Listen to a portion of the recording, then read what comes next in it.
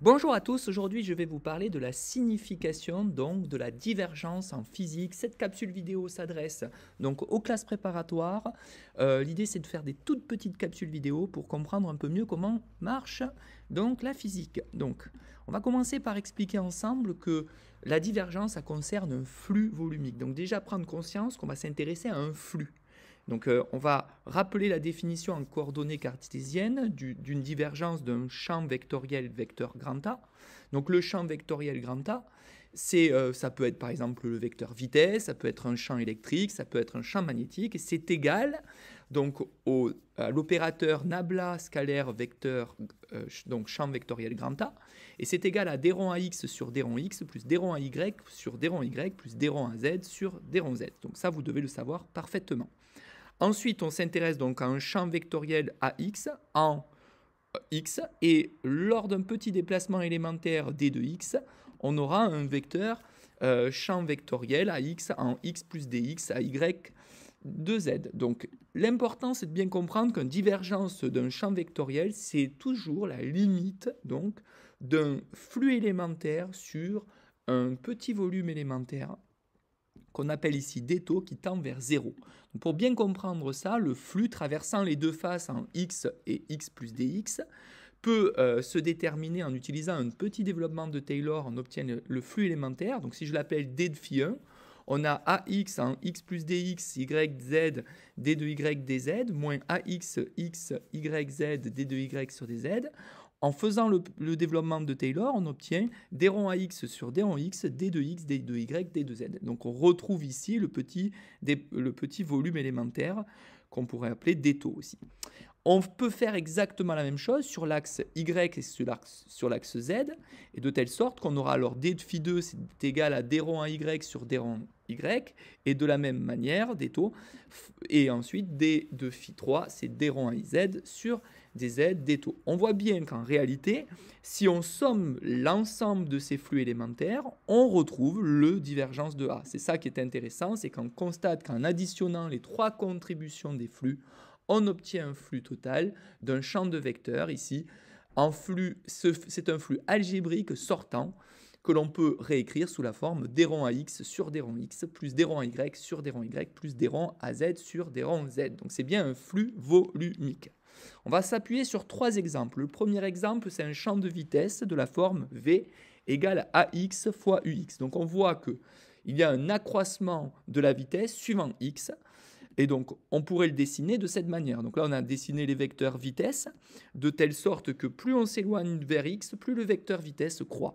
Donc si on s'amuse à dessiner une petite particule fluide, donc de volume défini, on voit qu'en x plus dx, cette particule tend à se dilater, ce qui est évident en regardant un petit peu comment ça marche. Et donc, si on réfléchit sur le divergence, on voit bien qu'il y a un accroissement de la matière. Donc là, on voit bien que la divergence va permettre de mettre en évidence la dilatation, et pas de la matière, mais la dilatation de la particule de fluide, ce qui va nous permettre, en coordonnées cartésiennes, de pouvoir rappeler que le divergence de V, qui est donc égal à d rond Vx sur x, d rond x, plus d rond Vy sur d rond y, plus d rond Vz sur d rond z.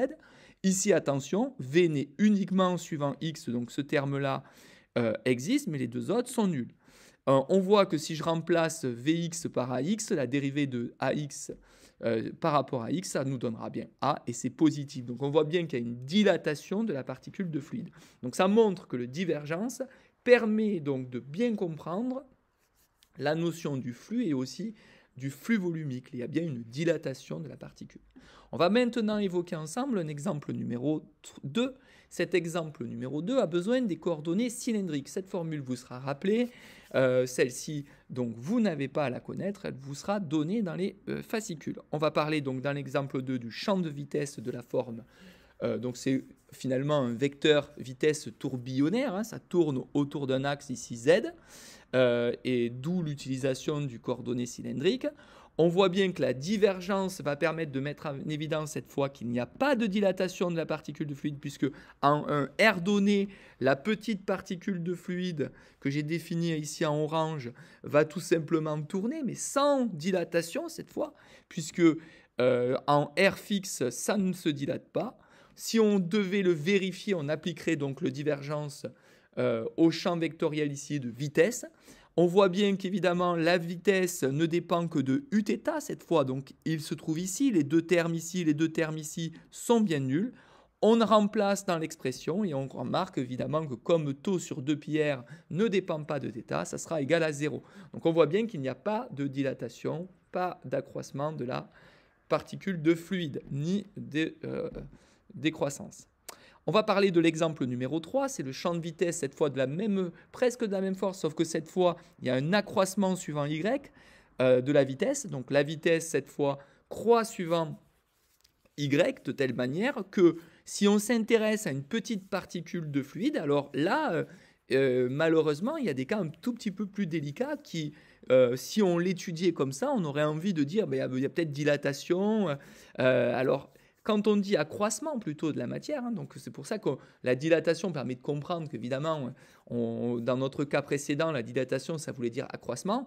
Là, il faudrait qu'on applique du coup l'opérateur en coordonnées cartésiennes, ça nous fait bien une divergence. D rond Vx sur D rond x plus D rond Vy sur D rond y plus D rond Vz sur D rond z, sauf que Vx ici ne dépend que de y, du coup, ben forcément AY sur D rond x, ça fera nul. On voit bien du coup que cette particule de fluide, en fait, elle va tout simplement légèrement tourner sur elle-même sans accroître, sans qu'il y ait que cette particule de fluide accroît sa matière, donc accroît son volume plus exactement. Donc le flux volumique ici est nul et donc par conséquent, on voit mieux un petit peu ce que ça veut dire, donc le divergence. Ça permet de vérifier si oui ou non on va dire qu'il y a dilatation ou accroissement en l'occurrence ici, on s'est plutôt intéressé aux particules de fluide, mais on comprend bien la façon de voir sur la divergence en tout cas. Voilà, cette capsule vidéo est terminée, à bientôt.